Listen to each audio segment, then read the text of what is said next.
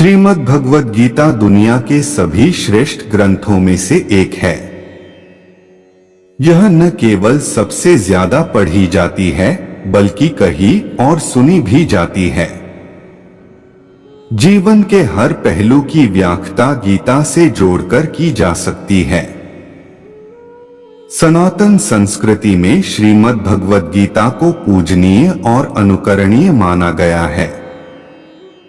इस ग्रंथ में 18 अध्याय और लगभग 720 श्लोक है, जिसमें भगवान कृष्ण के उपदेशों का वर्णन है। गीता में श्री कृष्ण ने कहा है कि कुछ लोग किसी के लिए भी शोक नहीं करते हैं, जानते हैं इनके बारे में।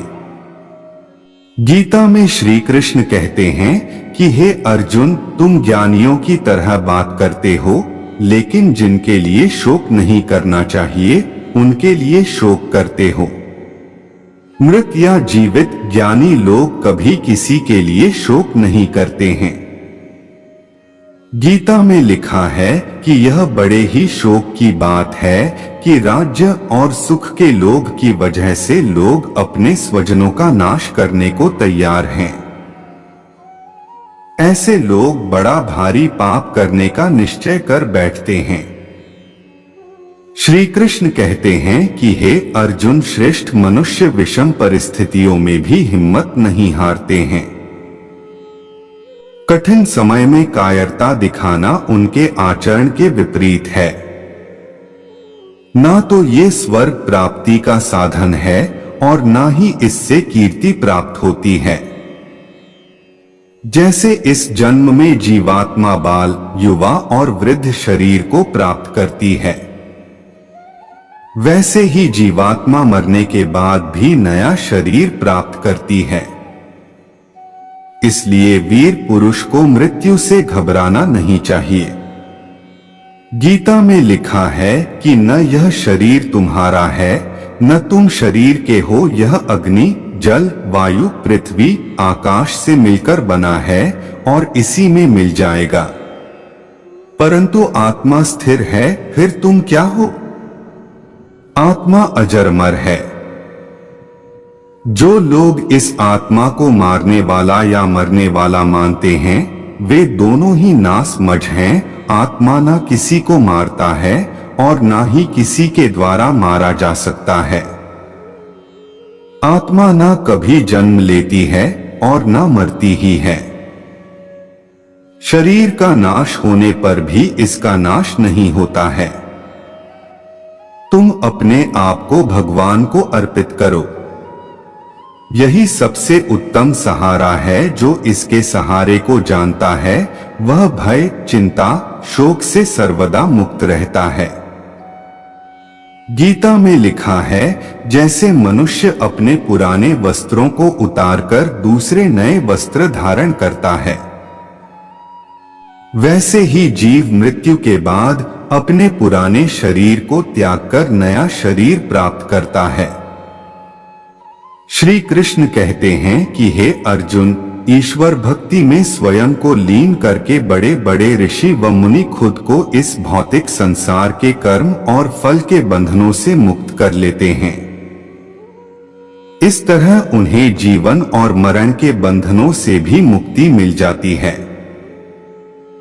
ऐसे व्यक्ति ईश्वर के पास जाकर उस अवस्था को प्राप्त कर लेते हैं जो समस्त दुखों से परे है। आत्मा अजर अमर होती है। इसे ना तो आग से जला सकते हैं और ना ही पानी भिगो सकते हैं और ना ही हवा इसे सुखा सकती है और ना ही कोई अस्त्र शस्त्र इसे काट सकता है। आत्मा का विनाश कोई नहीं कर सकता है और आत्मा कभी नहीं मर सकती है। श्री कृष्ण कहते हैं कि हे पार्थ, मैं एक अजन्मा तथा कभी नष्ट न होने वाली आत्मा हूँ। इस समस्त प्रकृति को मैं ही संचालित करता हूँ और इस समस्त सृष्टि का स्वामी मैं ही हूँ और मैं योग माया से इस धरती पर प्रकट होता हूँ तथा कोई भी मनुष्य मेरे बनाए नियमों को तोड़ नहीं सकता है। हमारा केवल यही एक जन्म नहीं हुआ है, बल्कि हमारे पहले भी हजारों जन्म हो चुके हैं, तुम्हारे भी और मेरे भी, परंतु मुझे सभी जन्मों का ज्ञान है और तुम्हें एक ही जन्म का ज्ञान है। इसलिए मनुष्य जिस जन्म में पैदा होता है उसको उसी जन्म का याद रहता है और कुछ याद नहीं रहता है। गीता के चौथे अध्याय और छठे श्लोक में श्री कृष्ण कहते हैं कि इस समस्त प्रकृति को अपने वश में करके यहाँ मौजूद समस्त जीवों को मैं उनके कर्मों के अनुसार मैं बारंबार रचता हूँ और जन्म देता हूँ। मैं ही उनको नया जीवन देता हूँ। अपने कर्म के अनुसार सब जीव जन्म लेते हैं। यही जीवन का सत्य है।